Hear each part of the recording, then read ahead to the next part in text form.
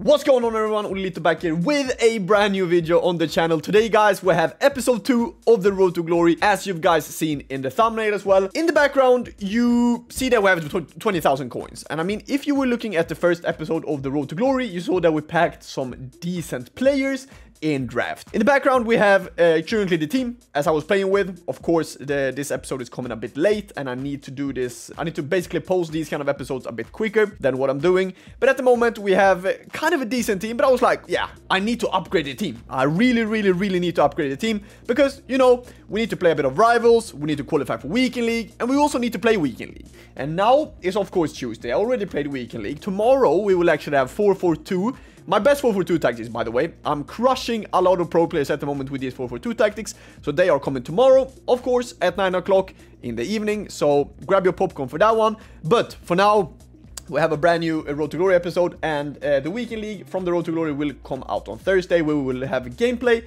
but also the rewards. So basically then, on stream, we always, play the Road to Glory on stream. I never play Road to Glory off stream. And here in the background, I was trying to buy Odoji. I think he's by far the best left back. That's actually for a pretty good budget. And as you see, the defense is looking pretty goddamn good. We were playing with Gusto, Akanji, Ake, and Odoji as kind of defensive line. We were also playing in a 4-4-2, of course. I was using the same tactics as I use when I play like my pro games with this kind of team. But as you see, we were doing a few upgrades. We were basically switching out the whole team. Felt like I mainly needed a bit of meta players, you know, to play Weekend League, but also rivals. So I was like, okay, I need to get Bruno Fernandes with that long ball plus playstyle. But I was like, okay, basically I need to clean my club. I need to sell all the players. Unfortunately, I need to discard Gomez, but we were about to buy Bruno Fernandes and Enzo Fernandez, actually. Why? Because both of them have long ball plus playstyle, which, if you guys have been following me throughout the past year, you know that the long ball plus playstyle was very good in FC24, but I would say it's even better in FC25, to be honest. So this is the team at the moment. We are actually getting Pope in that as well. So we have Pope in goal, we have Gusto right back, we have center backs Akanji and actually Akia, and then left back is going to be Odoji, left mid Anthony Gordon, as we managed to get him from the starter pack, actually. Then center mids is going to be Bruno Fernandes and Enzo Fernandez. Then for the right mid spot, we have Mohamed Kudus from West Ham. But then also for the strikers, we have Timo Werner and Marcus Rashford. And of course, we got very lucky with Marcus Rashford.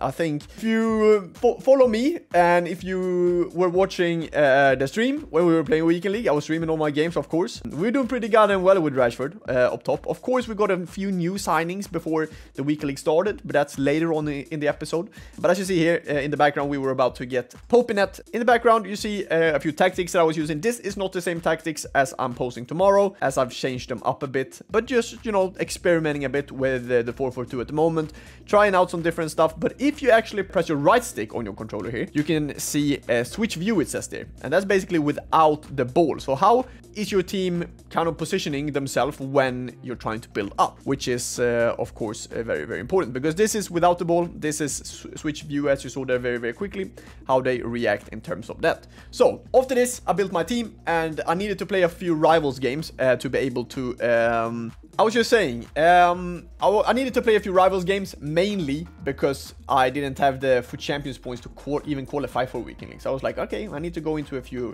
rivals games, and you're going to see Marcus Rashford and Timo Werner absolutely destroying opponents. Starting off from the very first attack, almost scoring there with Timo himself.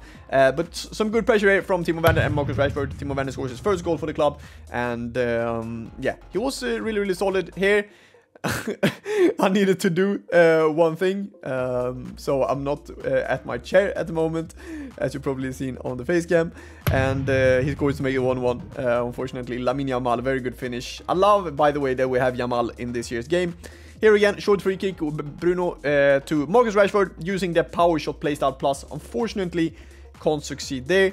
But we were using the speed boost to our maximum advantage this time with Marcus Rashford and Timo Werner. And yeah, unfortunately, the precision shooting is not treating me too well at the moment. But we were going to create chances. Marcus Rashford with the power shot playstyle plus.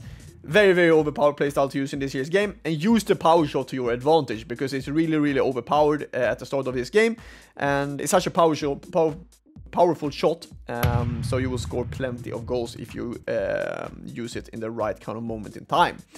Here again then, some good pressure from Odoji, manages to win the ball to Rashford, and then his far post is always open. Green time finish, top right corner, and we were about to have a little nice rage quit here in Division 5 at the moment.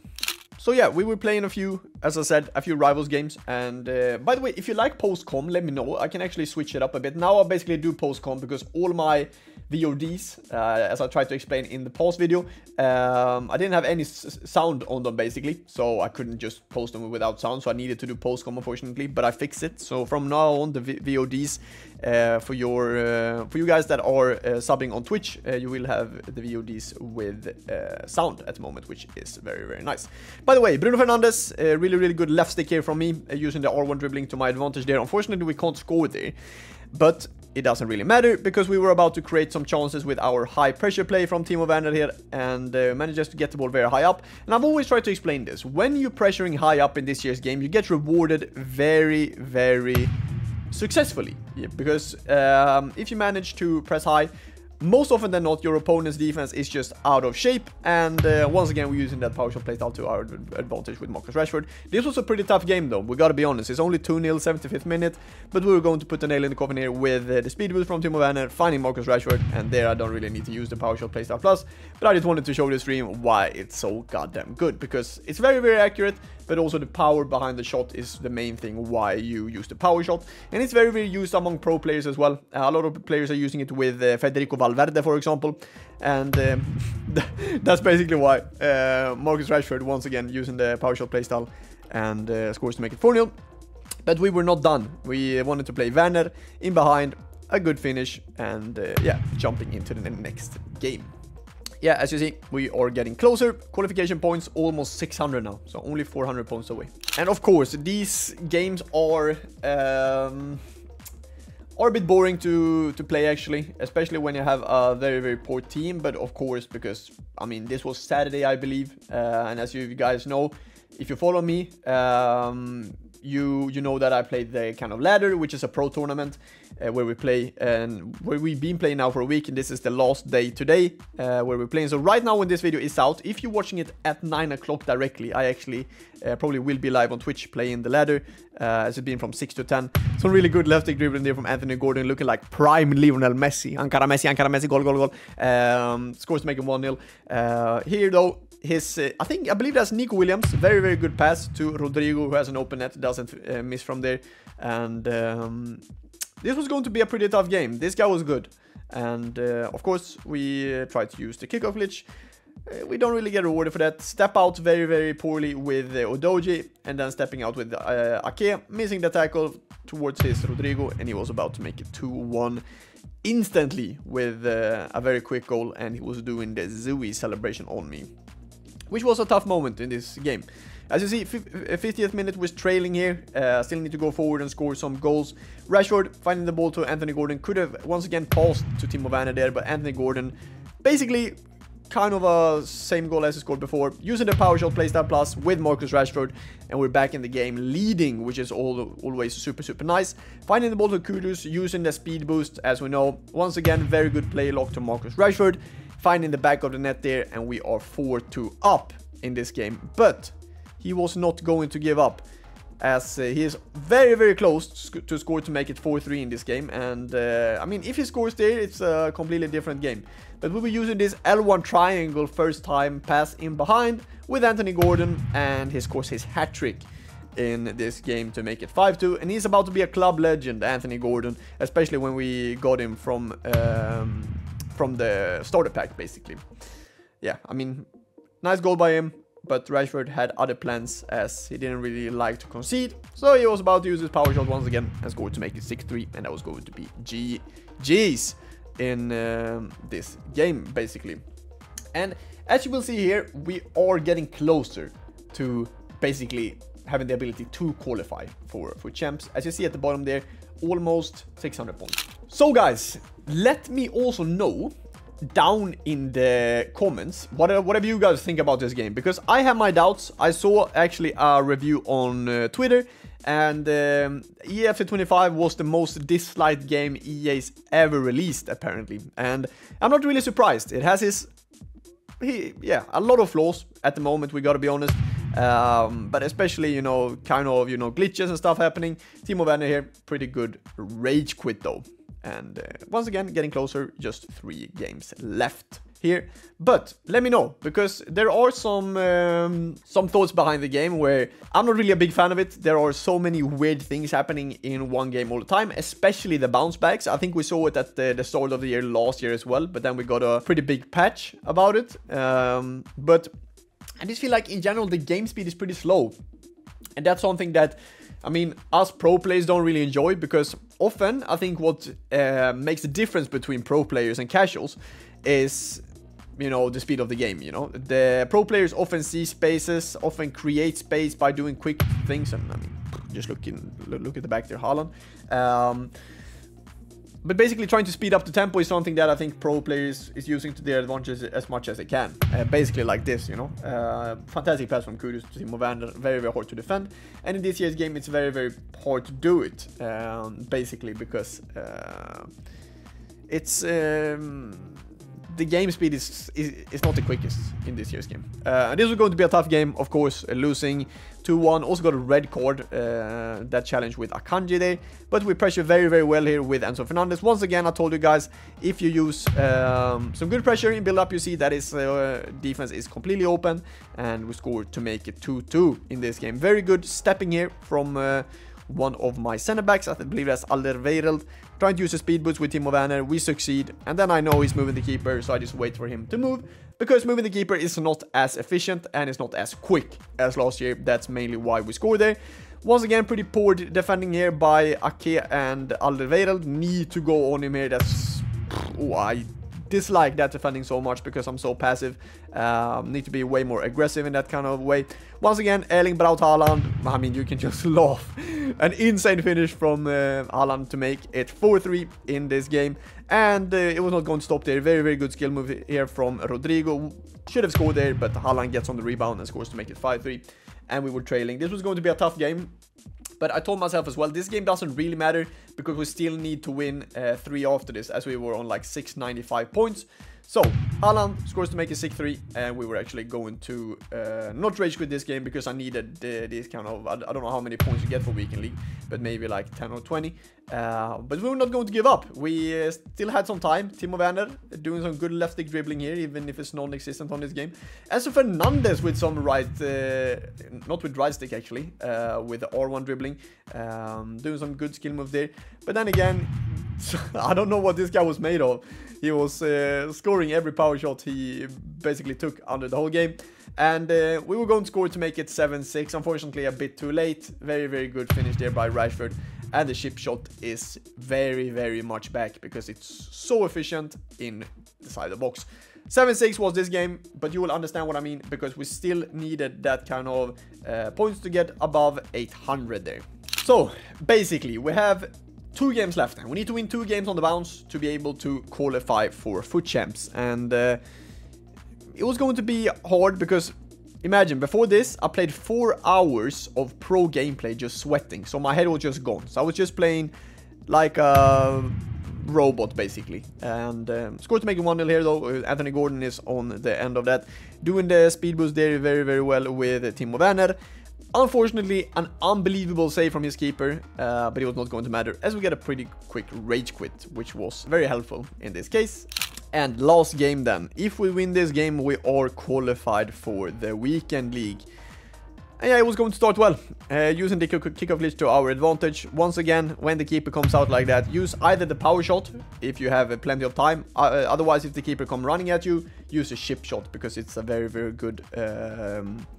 shot to use in that kind of sense. Anthony Gordon, top right corner, finding the back of the net. Once again, Anthony Gordon with, I mean, good R1 dribbling. I was expecting that to be a pen right away, but the referee didn't blow the whistle until the very last minute, where he decided, okay, it was actually a pen. Bruno Fernandes never missed a penalty in his life, something, and scores to make it 3-0, and we were actually cruising at this moment in time. Once again, very poor defending here by Alderweireld and Ake. Unfortunately, he gets on the rebound there and scores to make it 3-1, but it was not going to matter too much, as Rashford had other plans, using the speed boost to his advantage. And I mean, he's 1-on-1 there, so Hakimi gets a red card. And, I mean, from here it was only going to be GG's as... I mean, if you get a red card on this game, it's very, very hard to do something. Bruno Fernandes almost scores a free kick to make it 4-1, but speed boost once again, using it with Rashford. I see Timo Werner inside, finding that kind of play lock. Green time finish, top right corner, 4-1 up with 11 versus 10 men as well. So... I was saying to myself, I'm not losing this game. It's not happening. And it's going to be better. Rashford, power shot, plus playstyle. The best playstyle, not the best playstyle, one of the best playstyles in this year's game. And yeah, we were about actually to qualify for Weekend League with 1,000 points. And yeah, I was going to show you as well. We were playing the Weekend League, but were we doing well in Weekend League? In the qualifier then, because the Weekend League will be in the next episode. There will be the Weekend League and the Weekend League rewards. But were we doing well in the Weekend League qualifiers? It was going to be important, as you can actually get some really nice rewards as you play these 5 games. Starting off well, Enzo Fernandez finding Timo Werner in the Weekend League. As you see, champions there, for champs at the top left of your screen. Finding Anthony Gordon, just waiting for my opponent to step out. I see at the back post we have Timo Werner open, and I will always square it if I have a possibility to do so. Very good finish by Timo Werner, and scores to make it 2-0 in this game, and we were starting off very, very well with this team. Once again, I see there's a lot of space in between his fullback and center back. Finding Rashford, using a step over, and finding the back of the net, 3-0 up in our first FUT Champs game here.